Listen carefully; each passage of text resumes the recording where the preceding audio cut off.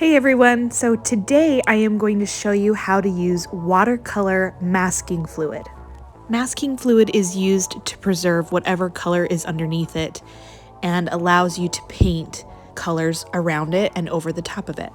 And this is important with watercolor because we can't layer light colors on top.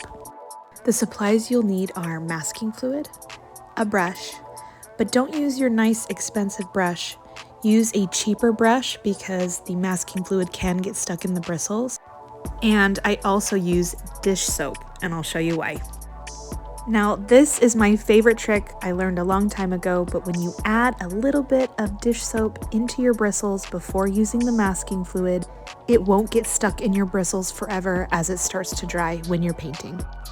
Okay, so you can use your brush right away. You don't need to wait for the dish soap to dry or anything like that. Load up your brush with masking fluid and start painting away. So the most important thing to remember with masking fluid is everything needs to be dry. Before you place the masking fluid, the paper needs to be dry. Before you put paint on top of the masking fluid needs to be dry. Before you take the masking fluid off of the paper, the paint around the masking fluid has to be dry. If you keep that in mind, you will be super successful with masking fluid. You can remove masking fluid by just pulling it off, rubbing on it with your finger, or using an eraser.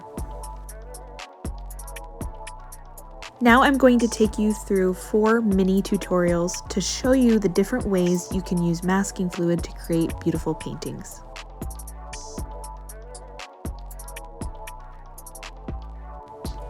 So this first one is grass. And so the hard part with grass is that if you get overzealous with the colors, you will lose some of the highlight grass.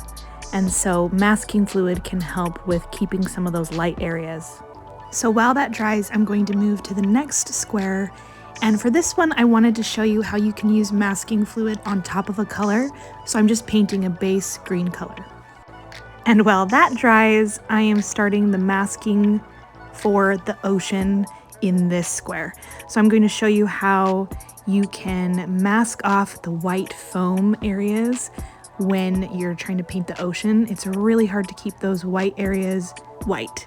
So it's just a lot easier to paint all the different colors of the ocean when you can paint over the white areas and they stay perfect. And while that dries, I'm going to sketch out some white daisies in this last square, and then I'm going to completely fill them in with masking fluid so I can paint a background and they stay white.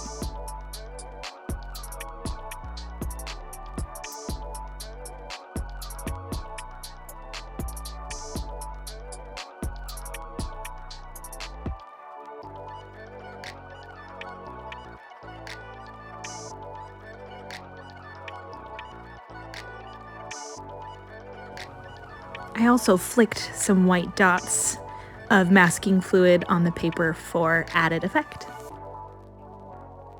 And now I'm going to let that dry. So I'm just going to continue to move around the paper in each square as everything dries. Now I'm just adding a yellow wash over the top of the grass and letting it dry.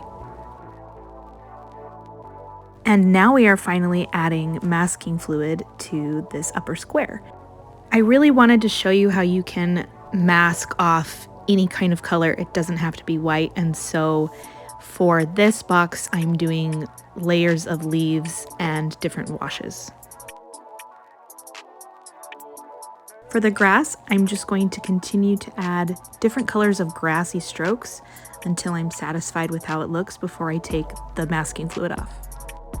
So for this little ocean scene, I'm going to do a few different colors of blue and green and mix them all together, painting right over the top of the masking fluid.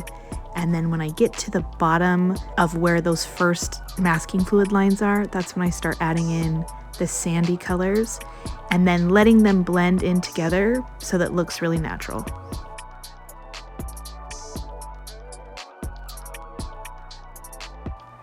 More grass, just continuing to add layers when everything is dry.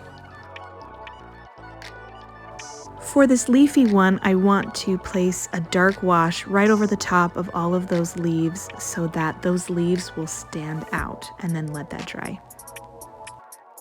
Now on to the white daisies. For these white daisies to really stand out, the background needs to be dark and vibrant and pop, and I really just wanted to have fun with the colors in this one. And I don't know if you can tell what my two favorite colors are, but these are my favorite colors, and yeah, just have fun with the background on these. On the ocean, I started to remove the masking fluid, and I used an eraser for this part. Now on the sand and in the waves in the ocean part, I am adding a darker wash for shadows and to give it a realistic moving effect.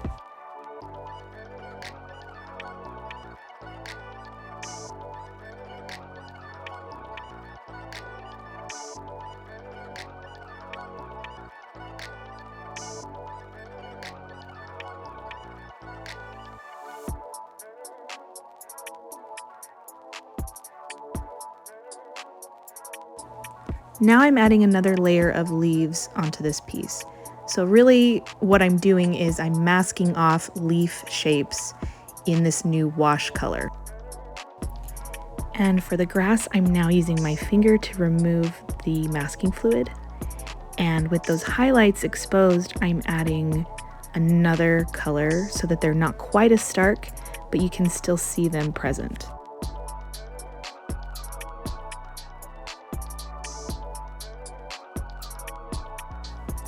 If you can get a good grip on your masking fluid, this is probably one of the most satisfying things you'll do all day.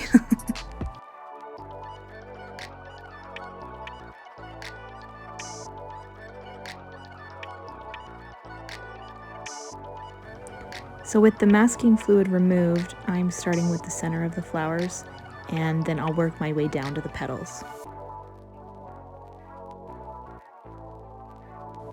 Now keep in mind when you're working on something that is technically white, that nothing is truly white.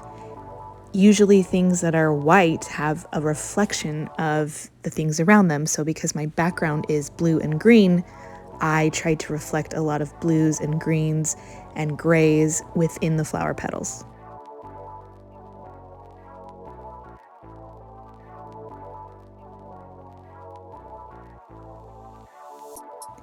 So while that one dries, I moved up to this leafy one, but if you can't tell, I made a mistake. I wasn't supposed to do leaves in this color, but a wash, and in just a minute, you'll see why that's important. But before I figure out that I made a mistake, I went through and just continued to add more details to these daisies.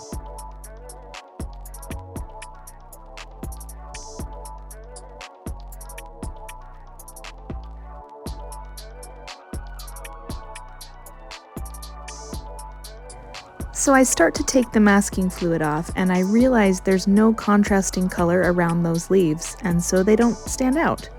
So I painted the masking fluid back on in that area, and I got a darker wash, then that lighter wash, but a lighter color than those darker leaves, and was just really careful around those dark leaves. And in the end, it all worked out, but that was definitely the long way to do it. And then I just added another color of leaf on top so that it gave even more depth, especially in those areas where there were light leaves. And that is it. 4 different unique ways you can use masking fluid today to create beautiful paintings. I really hope you enjoyed this and that you learned something from today's video. Masking fluid does not have to be tricky or intimidating. It's super fun, and I hope you use it. Thanks so much for watching, and please like and subscribe. See you guys next time.